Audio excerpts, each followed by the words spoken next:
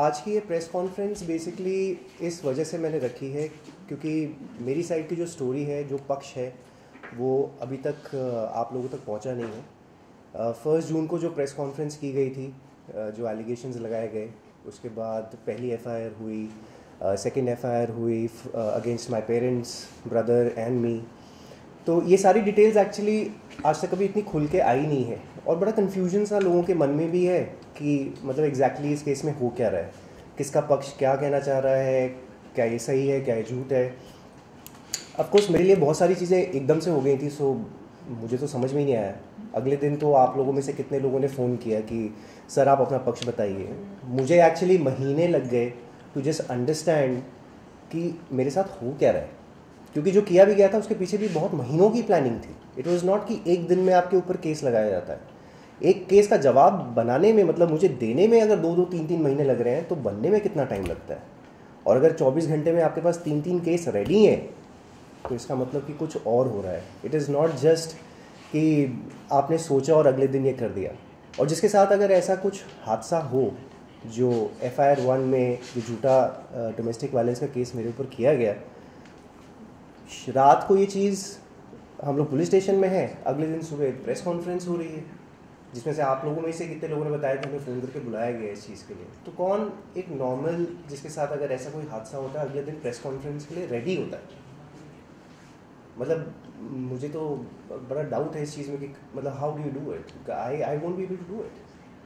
तो I just go sequence wise. पहले वाले FIR के बारे में तो वैसे भी कोई बात हो ही नहीं रही है, जहाँ से इस चीज़ शुरू की गई, क्योंकि उसके ऊपर जो इन्वेस्टिगेशन होनी थी, जो सबूत हैं, जो पुलिस ने इन्वेस्टिगेशन करनी थी, उसका केस जो है वो तो अपने हिसाब से चलेगा ही चलेगा।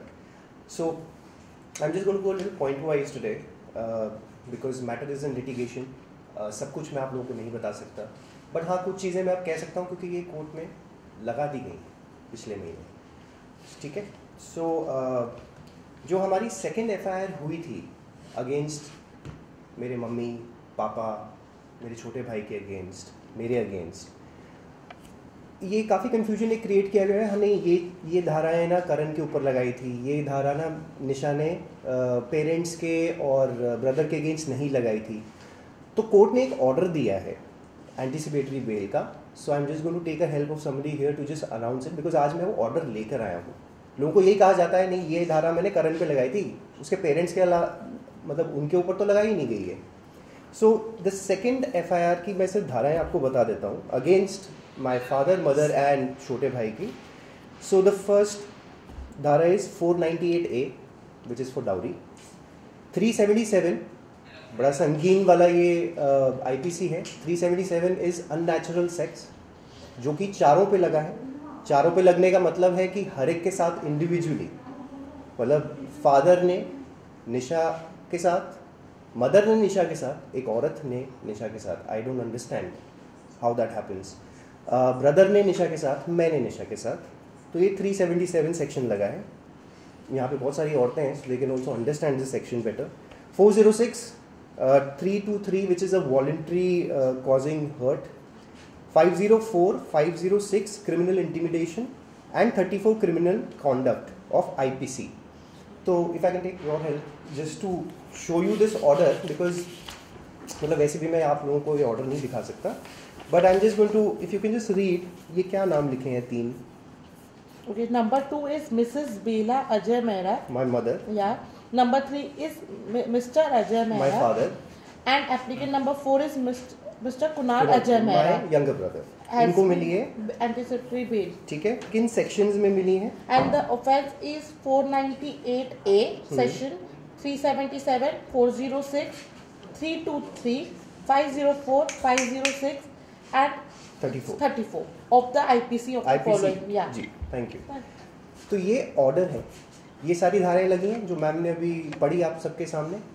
तो ये धाराएं लगी हैं, तो ये कहना बार बार कि नहीं मैंने उनके पेरेंट्स के अगेंस्ट नहीं किया और सिर्फ करण के अगेंस्ट किया है, तो बेसिकली पेरेंट्स के ऊपर लगाया क्या गया है? You know it's a very confusing thing. और अगर पेरेंट्स के ऊपर धाराएं नहीं लगाई हैं तो फिर एंटीसिपेटरी बेल उनको कैसे मिली है और क्यों मिली है, क्यों दी गई हैं?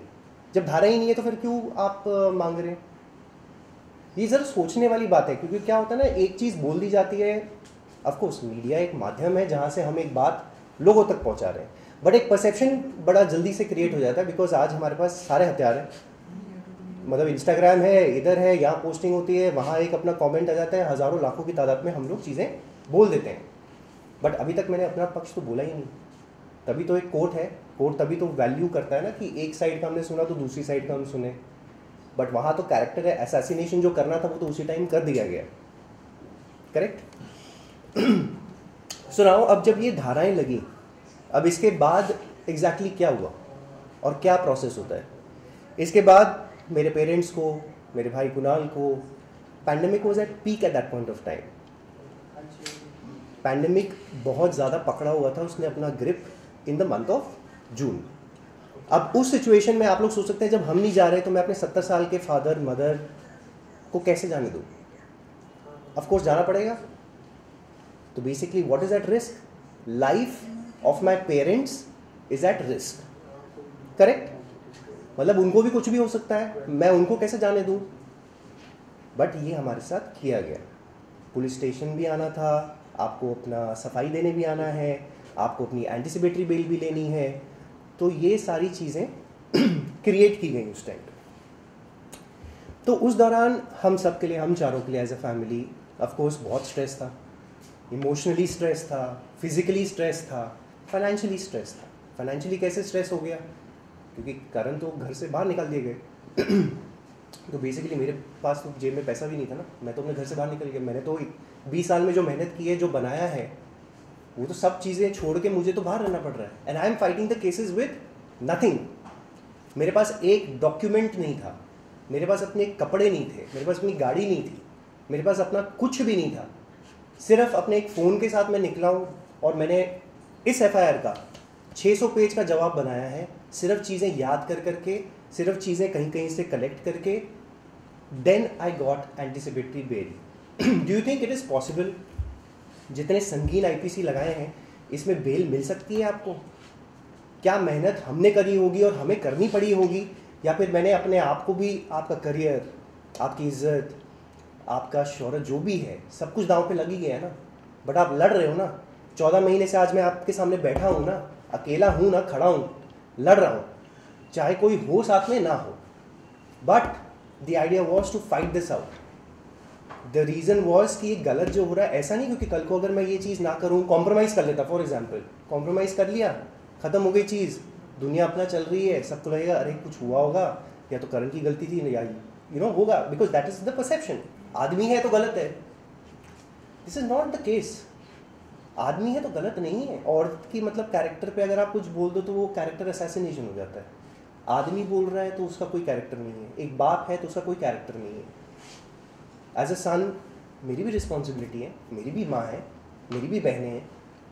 मैंने 20 साल से आप लोगों के साथ काम किया है, क्या इज्जत मैंने आप लोगों को दी है, कोई मुझे बता दें। How I respect women, I have work with so many people. यार ऐसा तो होता नहीं है। या तो कभी कुछ किया आ जाना चाहिए था ना, 20 साल में कुछ तो आता। मेरा किस तरह का नेचर है, मैं किस तरह से आप लोगों से बात करता हूँ, मुझे तो याद है रिश्ता में तो मैंने कभी किसी को खड़ा भी ना कराया हो। मैं अपना खाना छोड़ के पहले आप लोगों को बाइट्स दे के बोलता था कि आप लोग जाइए, कोई बात नहीं। This is how I worked and this is what I get. मतलब पूरी दुनिया में आप इज्जत कमा रहे हो, सबके साथ आप अच्छे हो, बट हाँ आपके खुद के घर के लोग, मतलब आपकी बीवी आपकी कहती है कि आप नहीं। Okay, now moving on. तो आज अब ये बड़े स्पेसिफिक पॉइंट्स हैं ज़रा। आज की प्रेस कॉन्फ्रेंस बेसिकली रखने का मुद्दा क्या था, ताकि आप लोगों तक ये सच्चाई पहुंचाई जाए जिसकी वजह से मुझे मारने की बार बार धमकियां दी जा रही हैं। दिस नॉट हैपन वंस, 2 बार नहीं हुआ है, काफ़ी बार हो चुका है कि मुझे जान से मारने की धमकी दी जा रही है। मेरे पेरेंट्स को जान से मारने की धमकी दी गई, मेरे ब्रदर को भी। So this is that is the reason why I am coming and doing this. क्योंकि कल को ये ना हो कि एक वैसा वाला कोई सिचुएशन बन जाए कि कुछ हो गया था इसको, हमें तो पता ही नहीं, ख़त्म हो गया, शायद मामला भी ख़त्म हो जाएगा। The reason why I am doing this is so that this truth comes out in front of you guys, ताकि सबको पता हो कि मैं आज क्या बोल रहा हूँ। ठीक है, पहले तो मैं ये आप लोगों को बताना चाहता हूँ कि कुछ टाइम पहले मैंने 1-2 महीने पहले सिर्फ इतना बोला था कि निशा एक गैर मर्द के साथ मेरे घर में रह रही है। तब काफ़ी आईब्राउज रेज हुए थे, काफ़ी लोग कह रहे थे कि ये कौन है, क्या है। आज ये सबूत कोर्ट में पेश हो गए, ये सबूत मेरे लॉयर्स ने कोर्ट में लगा दिए हैं, इसलिए मैं इसके बारे में बात करने जा रहा हूँ।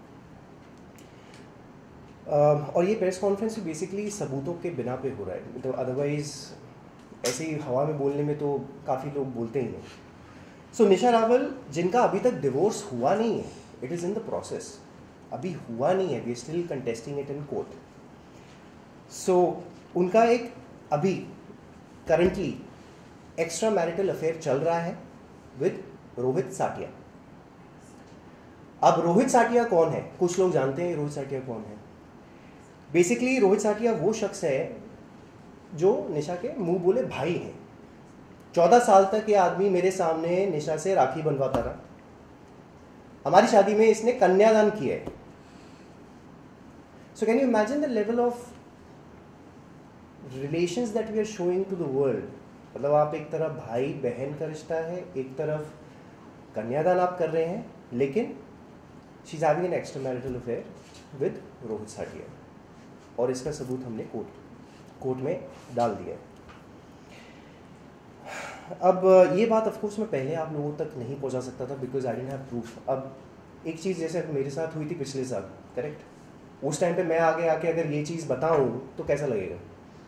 Suddenly the perception again goes कि अरे इसके ऊपर लगाई ये चीज़ें, तो अब शायद ये ऐसा बोल रहा है, और देखो भाई बहन के लिए बोल रहा है, which is a very normal thing. तो I didn't raise that question. मुझे 14 महीने लग गए हैं सबूत इकट्ठा करने में, 14 months it's taken for me. एक एक चीज़, एक एक इवेंट, एक एक सबूत वहाँ से लेकर आओ, इससे बात करो, दोस्तों ने कुछ